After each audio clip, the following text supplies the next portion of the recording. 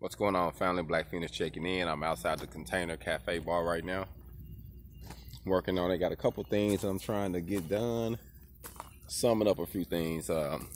Actually just wanted to step in for a minute and just let people know that to get these done is actually cost efficient for an entrepreneur or a small business owner. So I really specialize in doing this for small businesses, because us entrepreneurs, small businesses, a lot of time we'll rent buildings and facilities and places and have to relocate business. Think about you owning your small facility getting started, and that way as you build the capital you can actually go buy the land, but you own the real estate. You own the real estate, you are owner. So let's just break the chains and start owning the way we do business. Even if you have to start out small, you can always add on to it with a shipping container.